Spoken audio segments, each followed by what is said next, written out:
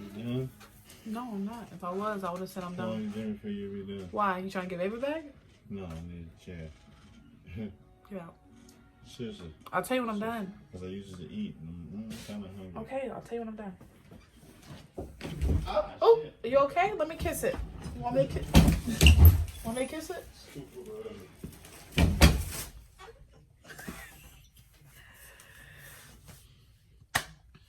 All right, guys. Okay, don't have to do that again. Okay.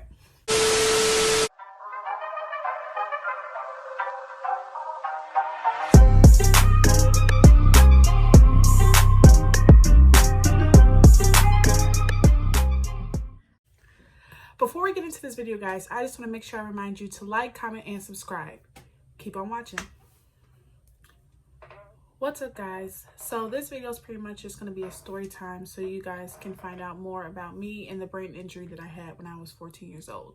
So this video might be a little sad, but it's just kind of, I feel like if I tell this part of my story in a little bit more in depth, people can understand me more, and then they'll know more of why I am the way I am. So just make sure you keep on watching, and I hope you guys enjoy. So first off, before I get started, I just want to say, leading up to this, I wasn't in any tragic accident. A lot of people ask, were you in a car accident? Did you hit your head? Nothing like that ever happened. It was just one of those things where it happened. I had a cyst, a small cyst, and in that cyst was an infection, and that infection went to my brain, and pretty much that's how everything started. So I don't want people to think that anything had happened to me, or I had done something, or someone else had done something, like I was hit or something. No, that was never the case. It was just one of those things where God chose me to be the person to go through this, but he's also the same person who brought me through it. So like I said, just keep on watching. All right, guys, so this video, like I said earlier, is pretty much just going to be a video where I talk about my brain injury that happened when I was 14 years old, right when I graduated from 8th grade. Some of these things that I say is going to be a little tough, but some parts I am going to keep out just for the sake of, I just rather just not say, because it's some crazy, like, intense things that I did and that happened that I would just rather leave it between my family and my close friends who do know. But to get started, pretty much I was your typical 14-year-old. I was super athletic. I played sports. I ran track and field.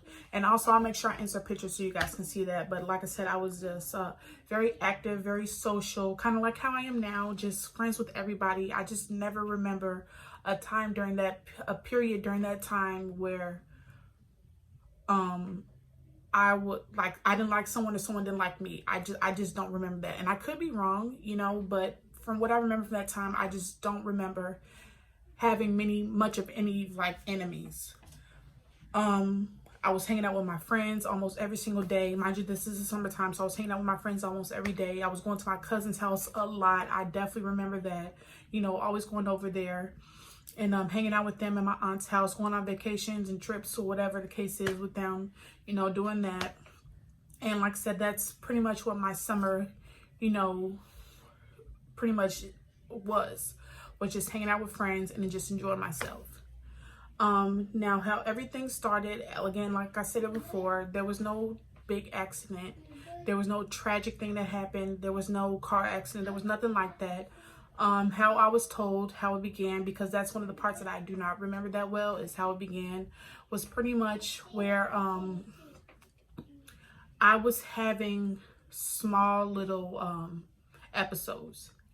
And when I say episodes, and again, this was told to me by my sisters and my mom or whatever, just like outbursts and just things that were out of the ordinary. Like, for instance, me and my younger sister, we slept in my older sister's room with her one night. And it was just us three, my older sister, my younger sister. We slept in her room. And basically, my little sister told me when she woke up, I was like on the floor and just like super just happy.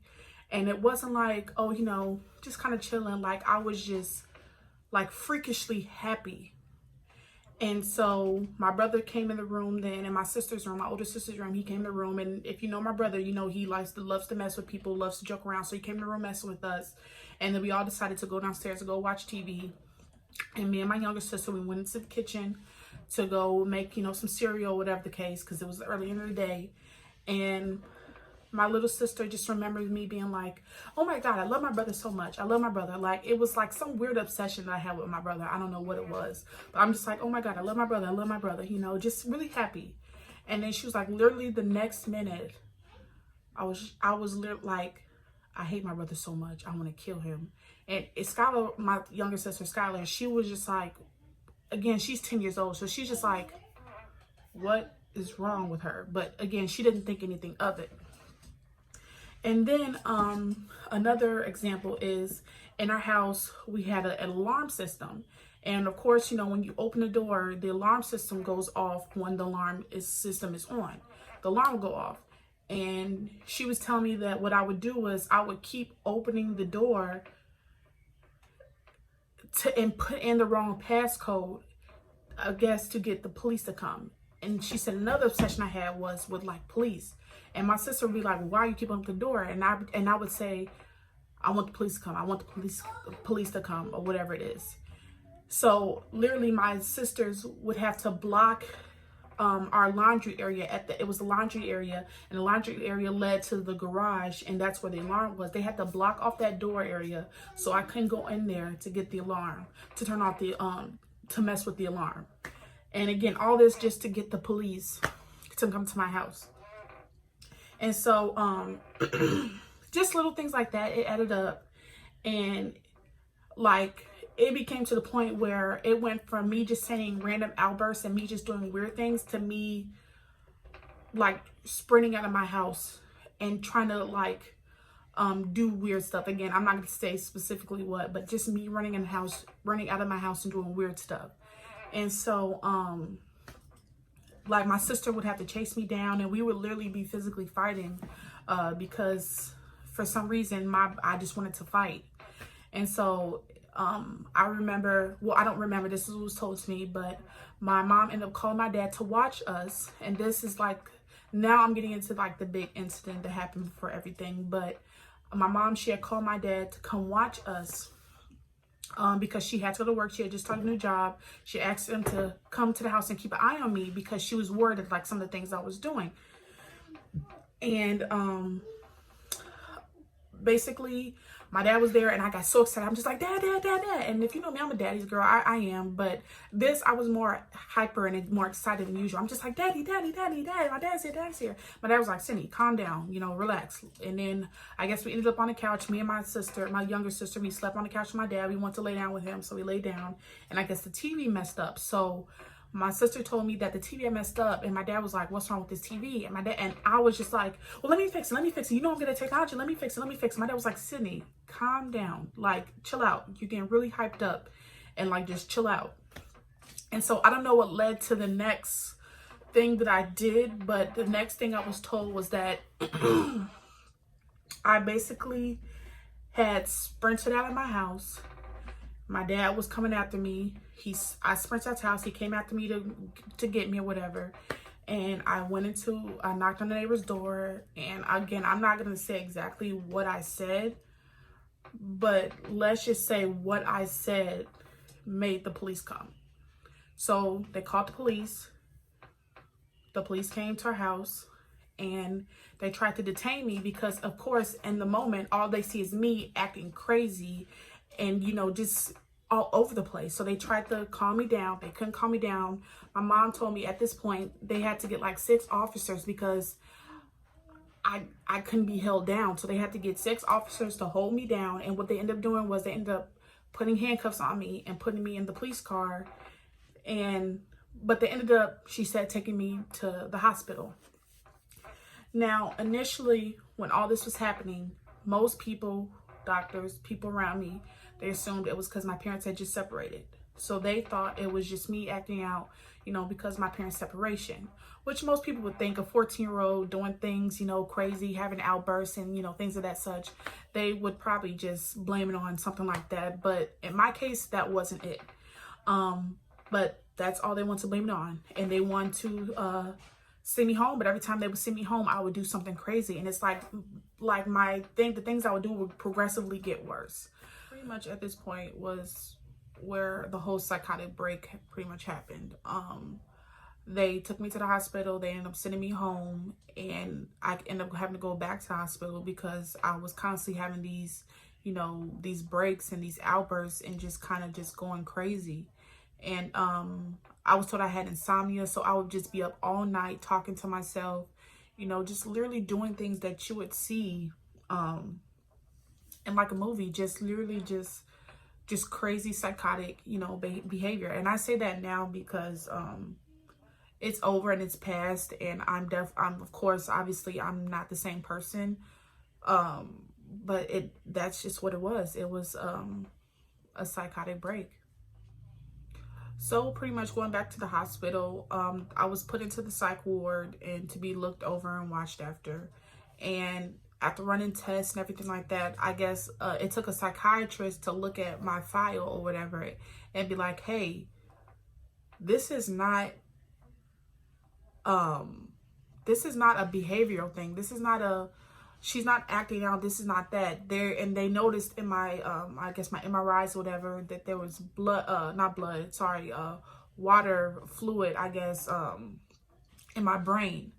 And so, he was like, this is not a psychiatric, he was like, this is not like a psych issue. This is a brain issue. So, he told them to take me out of the psych ward, and they were able to put me in a regular hospital so they could actually run tests and do what they needed to do to figure out what was wrong with me and what would be the next steps to take to figure out what was going on with me, and to explain pretty much the behavior that I was, you know, showing.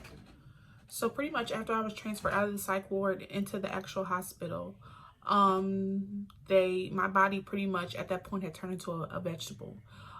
They had ran any test you can possibly run, from blood transfusions. They did chemo to drain the fluid out of my brain. They had recircled blood. They did like recycled blood, whatever that it is. They knew that I had an accelerated amount of white blood cells. They knew that I had some type of autoimmune disease. They just couldn't figure out exactly what the disease was, where it came from, and how to get rid of it. So pretty much it was just pretty much a lot of trial and error and figuring out how can we get this girl from getting better, because this disease was literally eating my body and my brain up slowly, where literally in front of my family's eyes, it was like I was disintegrating. And how I can describe it from what I remember and from what I was told, it's literally like being in a coma where your eyes are closed and it's like in your head. They believe that you can hear stuff and you know what's going on, but your eyes are closed and you don't know how to respond. It literally was like I was awake, but I was in a coma. So it's like I can see people coming in and out of the rooms. I can see life going on and life happening, but I couldn't talk at this time. I haven't mentioned it yet, but I literally couldn't say a word. And I know that might sound weird because all you have to do is like, just talk. I literally couldn't say anything. My words wouldn't come out. And there was no way of me expressing how I felt. There was no way of me expressing me being scared, because I couldn't, because like I said, I was pretty much on the brink of a psychotic break. So that whole time I had no way of talking to anybody. I literally would just watch people come and go and just act a complete fool. That pretty much was what that time was. And again, I would say some of the things that I was doing, but I just rather just leave it at a psychotic break, and you can pretty much use your imagination for what that was like. How the doctors were, how they would treat me was like, oh, she's showing this symptom, so let's treat this. Or, oh, she's showing that symptom, so let's treat that. They would literally treat me as they would see the symptoms. So it was just a huge mess. And my parents were so desperate. They were literally like, we will try anything to get our child back. My mom was literally like, do whatever you need to do. We just want her back. And it became to the point where they actually wanted to take my ovaries out, because they thought that might be an issue, was my ovaries. And thank God for I had the people I had vouching for me, like my mother, because she said, no, no, my baby's 14. No, let's figure out another solution. Let's figure out another plan. But no. And thank God I had the people I did have, like my mother in my corner, because it allowed me to have my babies. And I'm just glad that she stepped up and she was my voice, because I didn't have one. And I also remembered that it was a point where they brought my mom or whatever. They brought them in a room at the University of Chicago. The head of neurology at the University of Chicago, the head of the neurology department, came into the room, had all these doctors sitting around the table. My mom said she remembers she was sitting at the head of the table, and they literally told my mom, we have absolutely nothing. They said, we don't know what's wrong with her. We don't know why she's acting like this. They had no answers. And mind you, you're the smartest person in the room and you don't have any answers for me. Just imagine I can only imagine how my mom and my family, how they felt in that moment, and just to, be in front of all these people who are supposed to be these geniuses, or, when it comes to medical miracles and, and science and all this other stuff that has to do with the body. And they're telling a mother that they don't have any answers. They don't know what's wrong. Pretty much from what she told me, that they had given up, and they kind of left it at that. And my mom, again, thank God I had the people I had vouching for me and, speaking for me, because it was at the point where they wanted to institute me. And if you don't know what I mean by that, they wanted to basically put me away until there was no more Sydney left. But my mom said, no, keep fighting. She kept fighting for me. And she kept saying, no, we're going to figure out what's wrong with her. No, you're not going to throw my baby away. No, we're going to figure it out. And because of that, I am where I am. I am where I am today. If I didn't have her fighting for me, or people fighting for me, family fighting for me, my dad fighting for me, my family fighting for me, I would either be A, dead, or B, somewhere in a mental institute still locked up, because I just thought I was crazy. And also, mind you, while they're talking to my mom and basically telling them, my family, that they had given up, I'm still in the midst of a psychotic break. My mom said I would just be destroying my room, just going crazy, just for no reason, no explanation, just going crazy. So just imagine that. A loved one, a sibling, a cousin.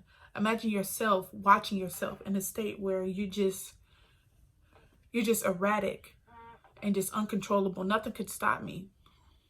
I was out of it. I was just completely just out of my mind at that point. So we're at the point where my family, my mom, dad, they're just desperate. Let's try anything. So again, when your mind is, let's try anything, that means more treatments, more stuff, pretty much like a guinea pig. Things that you're getting things done to you just to figure out why you're acting the way you're acting, So that's pretty much what that time was like, from what was being told to me. And the crazy part about it is, the only reason why we found out what was wrong is because a doctor from overseas ended up seeing my file and ended up saying, hey, I know about cases like your daughter's, like your child's. And that's how they found out that I had, and I'll leave the name of what I had down below, which is pretty much, I believe it's NMDAR encephalitis, which pretty much is an autoimmune disease that started with a small cyst, and in that cyst was an infection, and that infection went straight to my brain and pretty much made my brain deteriorate right in front of my family's eyes, just completely just deteriorate. And also, if you have Netflix or I believe it's only on Netflix, but if you have Netflix, because it's a Netflix original movie, if you have that, I want you to, and I'll put the picture of the movie here. If you have Netflix, go type in the movie Brain on Fire. It's a movie about a girl who had literally the same thing I had, and they pretty much show a storyline of her having it. Now, this girl, she is older. I believe she's in like her early 20s. She works at like some type of like newspaper place, whatever, but it pretty much shows her break. Now, that was not my case. My case was a lot more extreme than hers. And I think it's because hers, she was older. They caught hers at a different stage than mine, or maybe when an infection goes to your brain, it doesn't go straight to one part. I think maybe mine went to a different part because mine caused, again, I say this word because I think it's the only word that truly describes the actions that took place that I did. A psychotic break. But the gist of the story is my story. So again, that movie's called Brain on Fire. I love the lead actress and I love the movie she's in. So again, check that out. So you kind of get a little bit of like a summary, a little bit more a visual of what I'm personally talking about. And then pretty much after they figured out, the diagnosis of what I had, they was able to transfer me to Carbondale at Nora Restorative in Carbondale, which was about 6 hours away from Aurora. It's a very long drive out, very far out. And me going to Carbondale was pretty much like a rehab. I used to say it as like a halfway house for kids with brain injuries. So basically it gets you back into your daily routine. It gets you back to normal life. It's like a transition home. So that way, when you go home, me going to Neurorestorative in Carbondale was helping me get back into my routine of being at home. So that way, when I did go home, I wasn't completely lost and confused. And slowly but surely through that time, I learned how to talk again. I learned how to walk because that time I didn't know how to walk. Literally, imagine being 14 years old and your 10-year-old sister had to teach you how to walk and talk again. Just imagine that. Imagine having to rely on your family for everything. It's hard and it's tough, and it was a crazy time. And as far as talking and my sister, and if I offend anyone, I'm so sorry. I don't mean to offend anybody when I say this, but my little sister literally described how I talked, how it sounded like. She said it sounded like a deaf child. That's how I would sound when I would talk, literally like a deaf child. And again, I'm sorry if I offend anybody who's deaf or anything like that. That's not my intention to do that, but that's just how she described it to me. And I know from watching the show, I know how deaf people sound who aren't really much of talkers and how their words come out. And she said that's just how I sound. So that's the best example I can give. But yeah, like just imagine being in that state, and eventually I was in Carbondale. I was at Carbondale at Nora Restorative. I know initially I was told that I hated it, and that's probably the one part of this whole journey that I remember the most is Carbondale. I do remember trying to run away. I do remember wanting to come home. I do remember not wanting to be there, but I also remember, some of the people who were there. I remember one mentor I had there. Her name was April, and even to this day, we still talk sometimes. And April, if you're watching this, I love you because I think I've told you before, and I don't want to get emotional, but you were a huge part of me being where I am right now. And you're one of the few people who I felt comfortable around over there, comfortable enough around there where I could either like be myself or, just be me. And like I said, you were one of my biggest parts of my recovery. And I love you, and I just thank you for that because you helped me a lot. So that was my message to April. Like I said, it was a tough time. It was hard. Thankfully, thank God, I don't remember a lot about it, but I remember enough about it where I kind of just trying to block it out because it was a very sad and depressing time for me. I mean, anybody's any part of your life where you're a complete vegetable and you're completely unaware of the things that you're doing, and you're sometimes hurting the people that love you and care about you and just want to help you. No one wants to think about that. But I also know that it is my testimony. It's my story. It's what makes me who I am. It's made me into the person I am today. And as much as it sometimes hurts to think about, like, dang, I can't believe this happened to me, I know that I've come so far in my life, and I know that I have a story to tell, and I want to tell my story to people who not only this could have happened to, it's happening to, or who this possibly could happen to in the future. And and somebody might come across this video and be like, hey, there's hope for me. There's hope for my future. There's hope for my kid. There's hope for my brother. There's hope for my cousin. This can happen to anybody, because the cases that I read up on, it's all different people's ages, races. It doesn't discriminate. It's a disease that just happens to the luck of the draw. And that's kind of how it is. It's the luck of the draw. I got lucky because, again, I had the people I had behind me and, working for me, and pretty much making sure I had the best care and best help I could possibly have, and made sure that even if it got hard, that no one gave up, that they didn't give up on me. And, I got all the help that I needed. So again, I'm very fortunate to have the people that I did have. I know there was a lot of sacrifice made on my whole family for me during that time process. And I'm just so appreciative. I'm so grateful. And I just know without them, I'd probably be a vegetable in the corner right now in some type of psych ward somewhere, or it's like I said earlier, some type of institute. All right, guys, so that pretty much concludes our video. I know I gave you guys a lot. I hope you guys enjoyed it. It wasn't too hard making this, but it was hard enough where, it's always tough talking about the things that you made through. But again, that's my testimony. That's part of my life, and it's part of my life that I'll never forget. But I'll keep close to me, because like I said, it's a story that one day I would hope that we'll be able to help somebody else. Thank you guys so much for watching. Thank you guys so much for supporting. If you can probably hear her right now, Ava's is downstairs going crazy. She's probably ready to go to sleep.